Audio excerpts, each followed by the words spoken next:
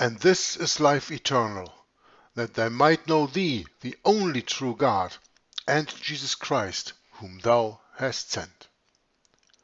Hello and welcome everybody to a new video from YHWH, Hour of the Truth. Today, once again, in this wonderful series, Yea, hath God said, and still reading in the book from U.H. Stannis from the 19th century, a history of the origin of the doctrine of the Trinity in the Christian Church.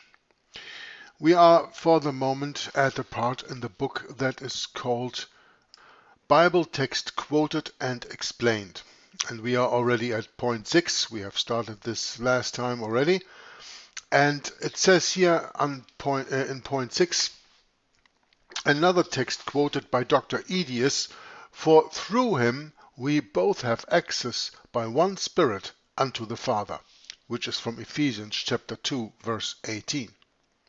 For through him we both have access by one Spirit unto the Father. It must, I just switched the words here. It must puzzle the most ingenious person to discover how this proves that there are three persons in the Godhead.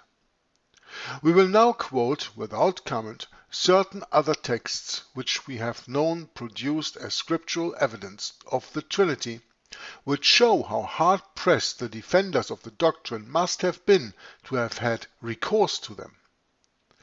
Psalms chapter 43 verse 6, quote, By the word of Jehovah were the heavens made, and all the hosts of them by the breath of his mouth, unquote. Numbers chapter 6 verse 24, quote, Jehovah bless thee and keep thee. Jehovah make his face to shine upon thee. Jehovah lift up his countenance upon thee. Unquote. Isaiah chapter 6 verse 3, quote, and one cried unto another and said, Holy, holy, holy is Jehovah of hosts. Unquote. Isaiah chapter 34 verse 16, quote, seek ye out of the book of Jehovah and read. His mouth it hath commanded, and his spirit it hath gathered them. Unquote. 1 Corinthians chapter 12 verses 4 through 6, quote, there are diversities of gifts, but the same Spirit. And there are diversities of administration, but the same Lord. And there are diversities of operations, but it is the same God who worketh all in all. Unquote.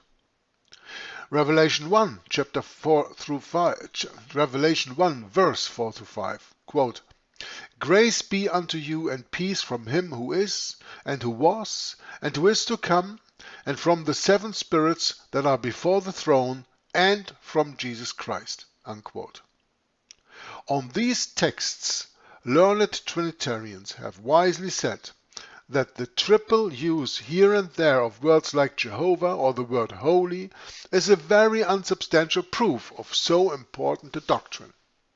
Grotius remarks, quote, surely such repetitions are void of mystery and imply nothing but the unparalleled excellence of the things spoken of or some extraordinary emotions of the speaker. Unquote.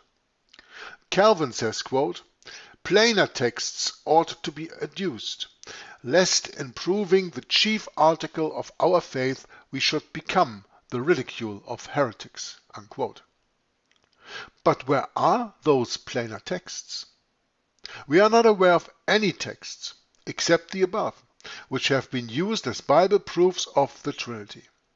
Again, we challenge anyone to find us one passage in the whole compass of the Bible where the doctrine of 3 persons in one God is stated, or even hinted at. It is only by inference, says one, by collection, says another, by the authority of the Church, says another, that we derive the doctrine of the Trinity. Well, when there are 3 arguments, it is by interference, by collection, or by the authority of the Church. I can only agree with the last one. It is by the authority of the Church. It is by the authority of the Roman Catholic Church, into which the doctrine of the Trinity crept from the end of the 2nd, beginning of the 3rd century on, and was made dogma in the Council of Nicaea, as we already spoke about. It is by the authority of the Church, the Roman Catholic Church, not the true Church of Jesus Christ. It is by the assumed authority of the Church and their leaders, on which the head is the papacy, which is the Antichrist. That is the authority of the Church that says they derive at the doctrine of the Trinity. That's it. It is not the Church of Jesus Christ, it is the Roman Catholic Church by which authority we arrive at the doctrine of the Trinity. Just understand that, and it's simple. It's a subject to let go. But we are not done yet, because I'm going to read the book The Only True God by Eric H. Chang, and that has more than 500 pages. So we are long not done with the subject, even though, for me personally, the subject is completely settled when I know the history of the origin of the doctrine, which we spoke about abundantly in the beginning of this book. And we are going to continue to do that, by the way. So the author continues and says, the first teachers of Christianity have never charged by the Jews, who unquestionably believed in the strict unity of God, were never charged. Yeah, what did I say? I think I read the sentence wrong. Just let me repeat this, sorry.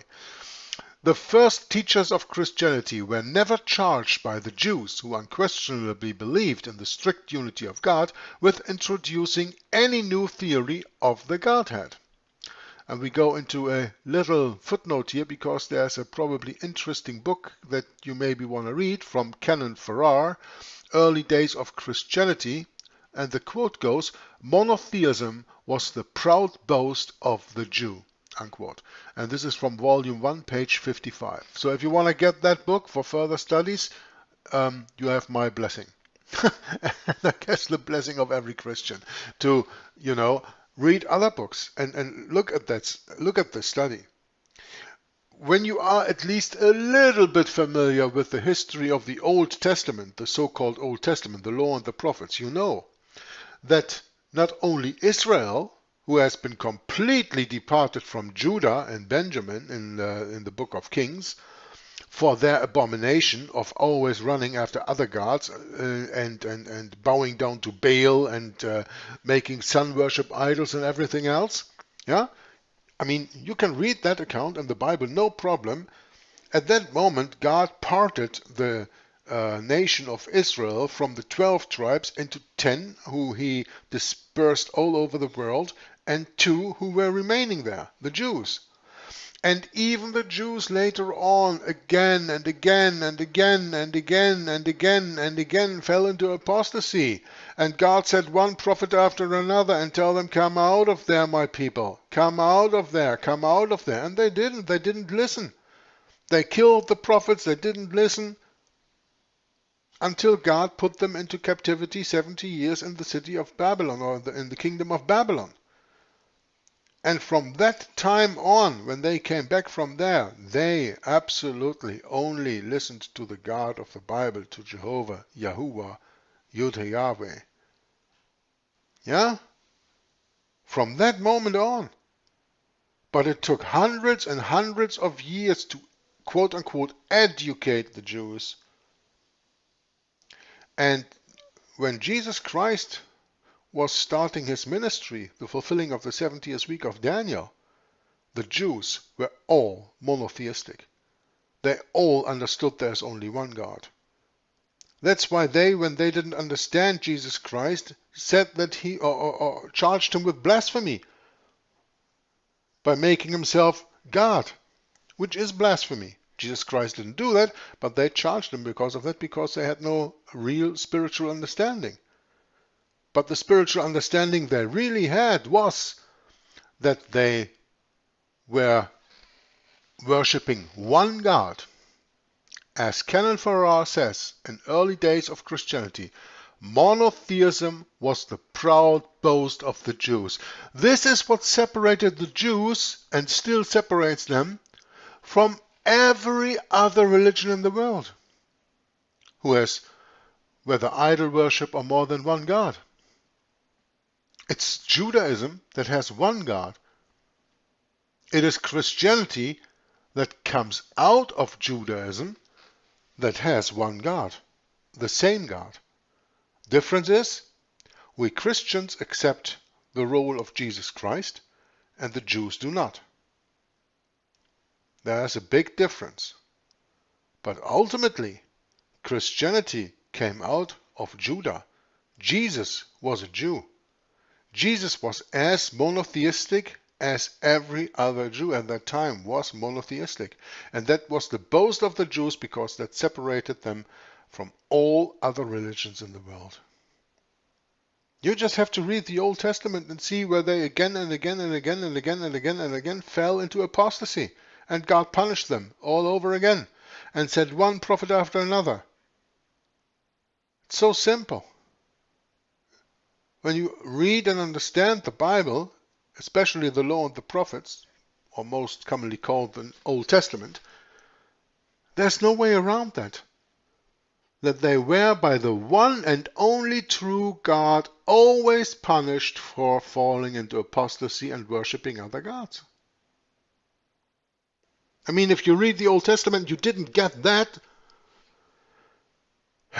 you can as well as stop watching the series, because then you don't get the series anyway either. Because then you really miss some spiritual discernment. And I can't help that.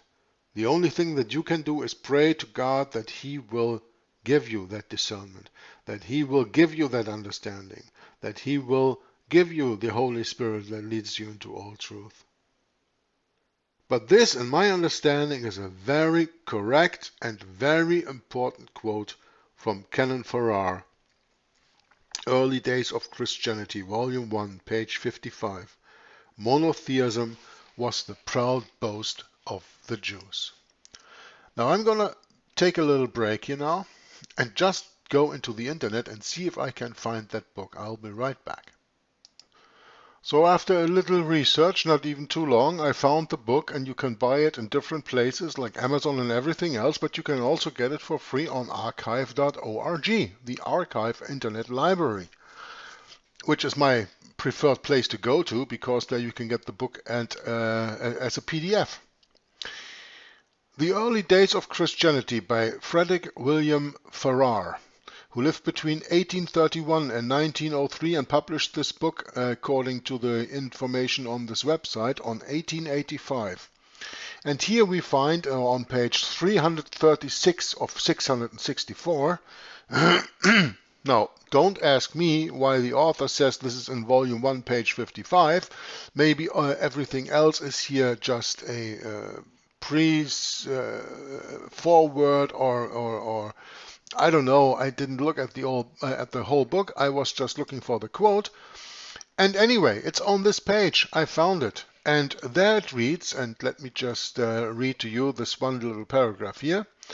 Assuming that the Solifidian, the believer in the possibility of an abstract faith which can show no works as an evidence of its existence, is thus refuted by St. James, proceeds to refute him still farther. Quote, "Thou believest that God is one." Unquote.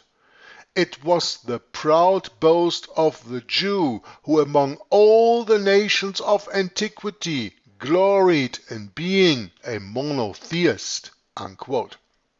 And you can find that on page 336 in that book. I will provide the link to that book in the description box of this video, so you can download it for yourself, or you can go to Amazon or whatever internet shop you want to and look for the book. I found different places where you can get it, and you can buy it and hold the book in your hand for yourself. You know, this is what I call doing research, even though I didn't do that when I read the book in the first place, because I read this book already. But I made already a note that this is a footnote I want to quote while doing the reading recorded, like I do today.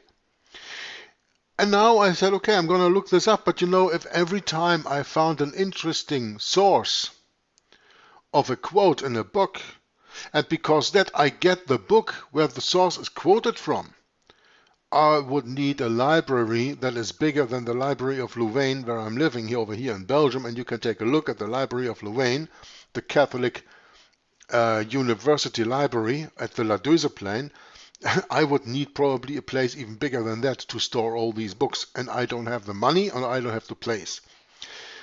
So most of the time I'm very satisfied when people just using quotes like our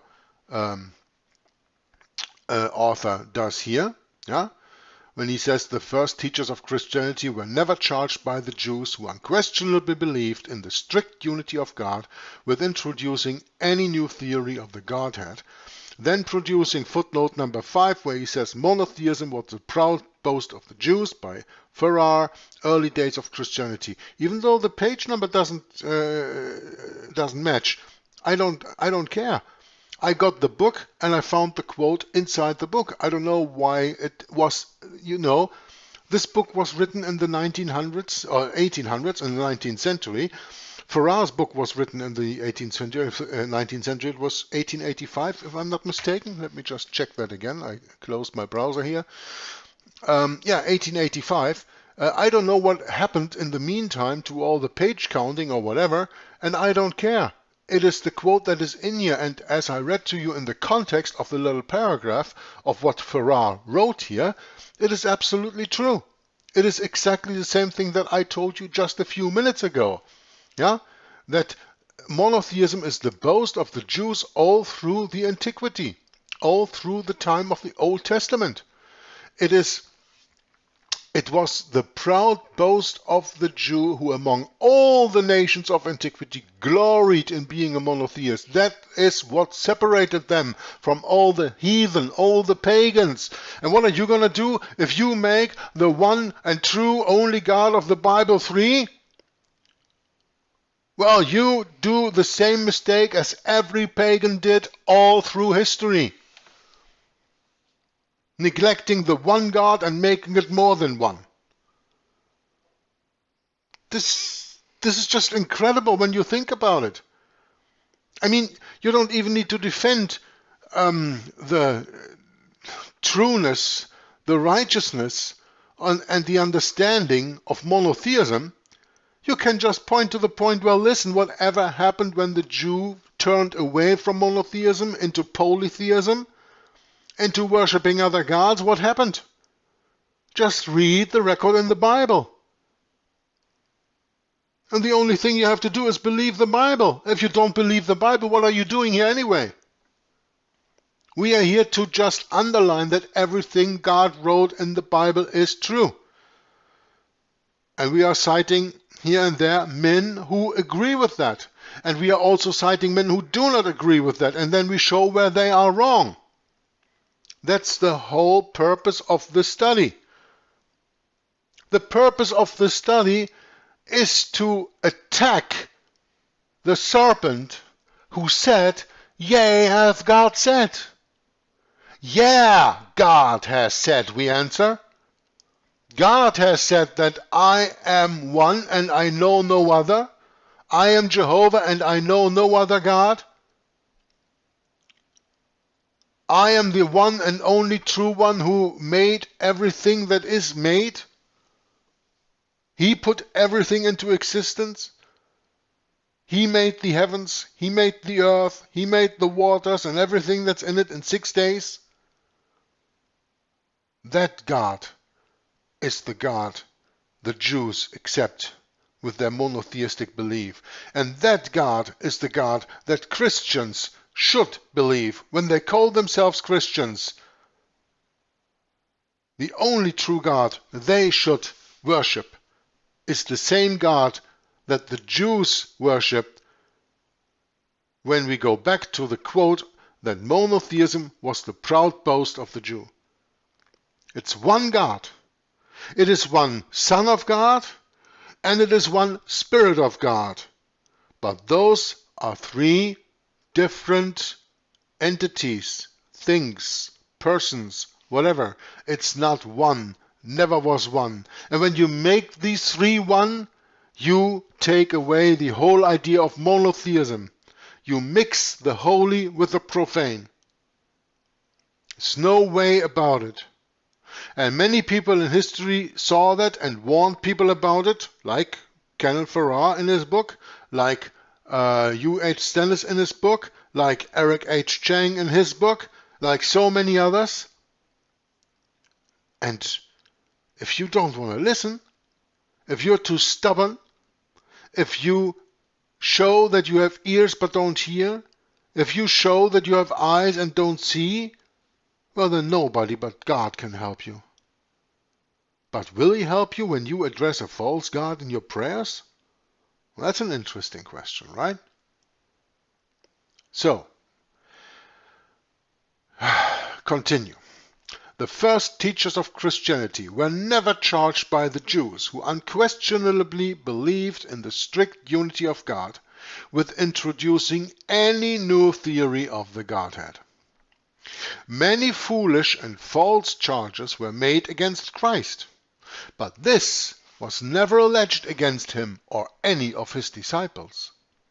When this doctrine of three persons in one God was introduced into the church by new converts to Christianity, it caused immense excitement for many years. In another footnote, the author says here, in the 4th century were held 13 councils against Arius, 15 for him, 17 for the semi-Arians, in all 45. This is what Jordan in his work on volume 2, page 60 says. in the 4th century. Do you remember when I told you that between the Council of Nicaea in 325 and the Council of Constantinople in 381 there were 75 councils held? And here 45 all concerning Arianism. Means the debate whether Jesus is God or Jesus is not God. 45 in the years between 325 and 381. Now he says here in the 4th century. The first recorded council that we know of is the Council of Nicaea, 325. In the 4th century were held 13 councils against Arius, 15 for him, supporting him, and 17 for the semi-Arians. In all, 45.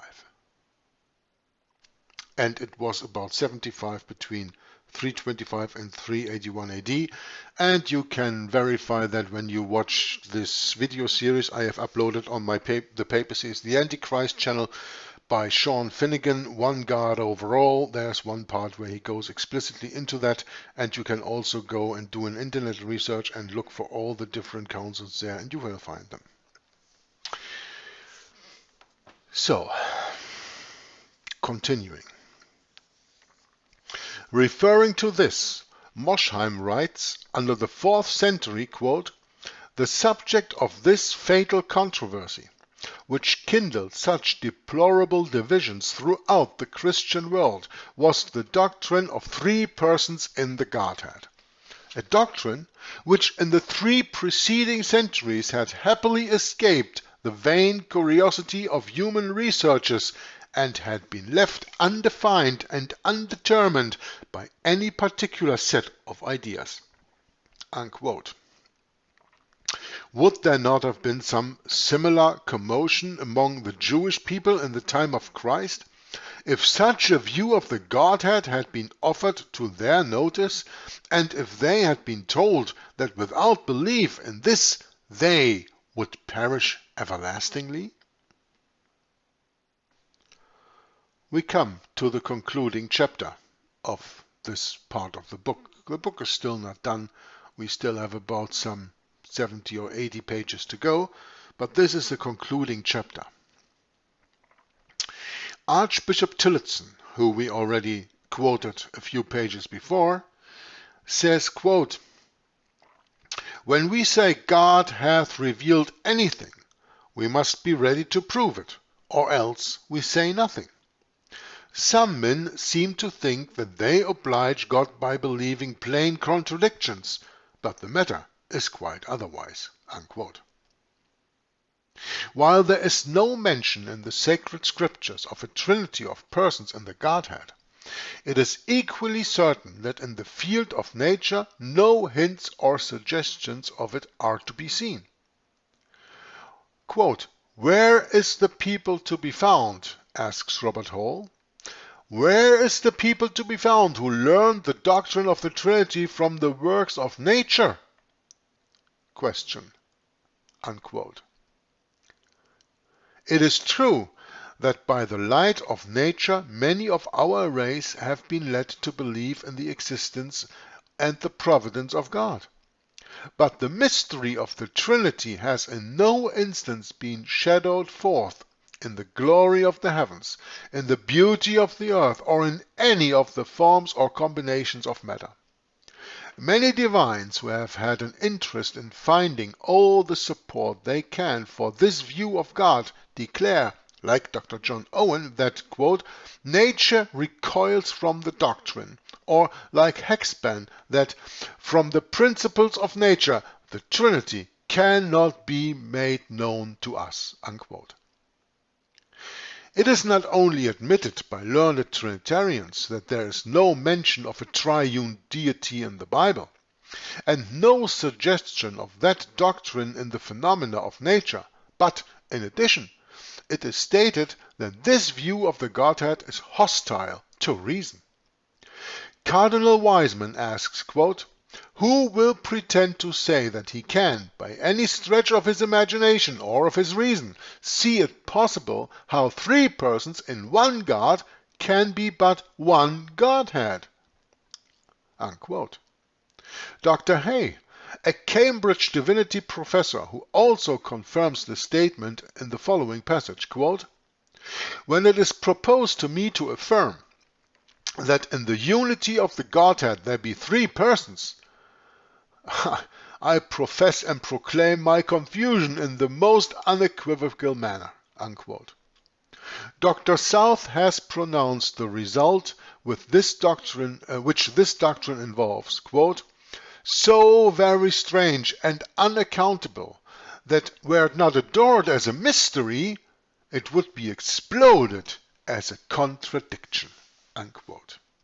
Now, this is a sentence you have to really let sink in. So very strange and unaccountable, this dogma of the Trinity of three in one. It is that were it not adored as a mystery, it would be exploded as a contradiction. Now let me ask you one serious question. Is our true God and the creator of everything a God that throws at us mysteries and riddles and problems to think about? Especially mysteries? Or why do you think in Revelation Babylon, the fallen whore, the fallen woman, is associated with mystery? Oh, I'm not making this up. No. Let's just have a look at the book of Revelation. And there we go into chapter 17. And in chapter 17 it says, "And there came one of the seven angels which had the seven vials, and talked with me, saying unto me, Come hither, I will show unto thee the judgment of the great whore that sitteth upon many waters, with whom the kings of the earth have committed fornication, and the inhabitants of the earth have been made drunk with the wine of her fornication.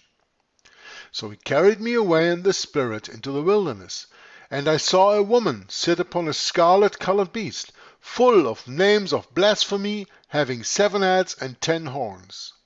And the woman was arrayed in purple and scarlet color, and decked with gold and precious stone and pearls, having a golden cup in her hand, full of abominations and filthiness of her fornication. And upon her forehead was a name written, Mystery, Babylon the Great, the mother of harlots and abominations of the earth." So who is teaching mystery in this world? Babylon the Great, the mother of harlots and abominations of the earth, or Yahweh, our one and only true God, the creator of all? Let me ask you that. And let me know your answer in a comment. So very strange and unaccountable that were it not adored as a mystery, it would be exploded as a contradiction. But if you adore a mystery, you are adoring a fallen woman, the whore of Babylon, the Roman Catholic Church, and the head of the Roman Catholic Church, the biblical, historical, and prophetic Antichrist. That is the power that this little comment or quote from Dr. South has. So very strange and unaccountable is this doctrine of the Trinity, of the three-in-one gods, that were it not adored as a mystery, it would be exploded as a contradiction. Now let me just ask you, what are you going to do? Are you going to adore a mystery? And you don't know what you adore? Oh, didn't we read that already in the book of Acts? When Paul came to the people in Athens, and he found an altar with the inscription to the unknown God, and he said, "This unknown God I proclaim to you now." Do you want to worship something you don't know? Do you want to worship a mystery that makes no common sense? Or do you want to see that exploded, exposed as a contradiction? Well, to me the latter. Quote, that three beings should be one being, so says Soam Jennings, that three beings should be one being is a proposition which certainly contradicts reason, that is, our reason. Unquote. The language of Bishop Beveridge sets the matter in the clearest light as an inconceivable mystery. Again, the word mystery, an inconceivable mystery. The matter of one God in three is put into an inconceivable mystery. Where does mystery come from? Revelation 17. And when you have read that, we go further with the comment, with a quote. Quote, that God the Father should be one perfect God of himself, God the Son one perfect God of himself, and God the Holy Ghost one perfect God of himself. And yet that these three should be one perfect God of himself, so that one should be perfect, three and three perfectly one. That the Father, Son, and Holy Ghost should be three and yet be one, but one and yet three. Oh, hard, amazing, thought-devouring, unconceivable mystery! The mystery you find exposed in Revelation chapter 17. In view of this doctrine and its relation to the scheme of redemption, Bishop Hurt confesses that it, quote, that added, quote, reason stands aghast, and faith herself is half confounded, unquote. Now, if it be true that the Christian religion is a simple, natural, and rational religion, and if it be impossible so to describe the doctrine of three persons in one God, the question may well arise whether this doctrine forms any part of the Christian system. Okay? Let us just repeat this point one more. Let us just repeat this quote once more. Now, if it be true that the Christian religion is a simple, natural, and rational religion, and if it be impossible so to describe the doctrine of three persons in one God, the question may well arise whether this doctrine forms any part of the Christian system. The strict and absolute unity of God is the doctrine of the Bible, and accords with the works of nature and the intelligence and reason of man. All the forms of prayer which we find in the Bible are invariably addressed to one God, one mind, one person. There are no appeals in the sacred volume to a holy, blessed, and glorious Trinity, three persons in one God. The idea of God is everywhere strictly monotheistic. This truth of the unity of God appears clear, and the proofs of it are as abundant as blades of grass on the landscape, or as leaves in the forest. The language of the Bible about God endorses the plain language of nature, reason, and common sense. Why, then, do so many of our brethren fall back on inconceivable mysteries and palpable contradictions? Why does the great body of the Christian Church suffer itself to be trammeled by the jargon of a scholastic theology, and by notions about our Heavenly Father which have completely obscured the simplicity of Christ, and introduced creeds and forms of worship not only unknown to the pages of the New Testament, but opposed to both its letter and its spirit? While the source of the doctrine of a tri-personal God is not to be found in the Bible, it can be traced to pagan notions and scholastic subtleties, which the writer of the following pages, the prize essay, has laid open. We are not without hope that the intelligence of the present age, aided by the wide diffusion of the Scriptures, will speedily lead the great body of thinking Christians to the rediscovery of what Sir Isaac Newton once called, quote, that long lost truth of the gospel, the unity of God, unquote. The philosopher is not alone in his wish for church reform.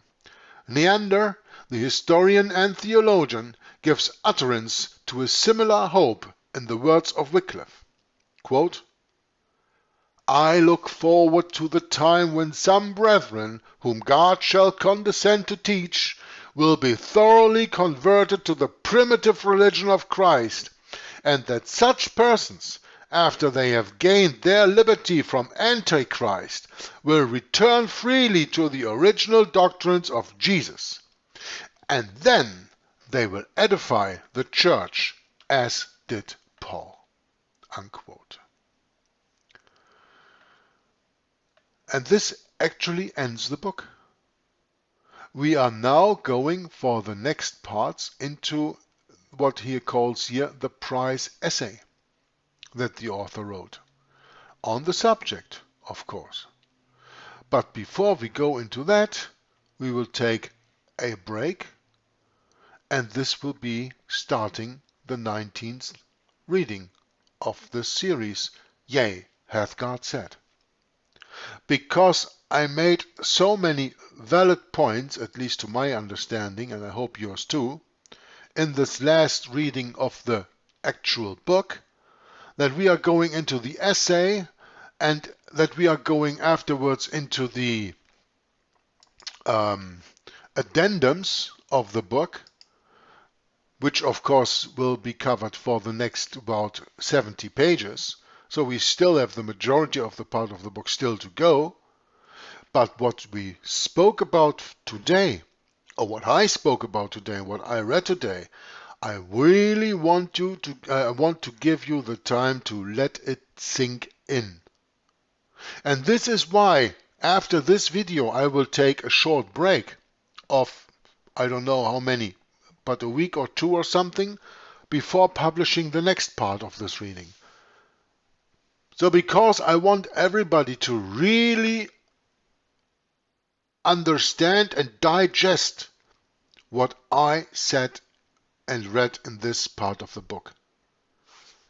And of course give you the time to even go on the internet when I provide the link and have a look at the book The Early Days of Christianity by Farrar.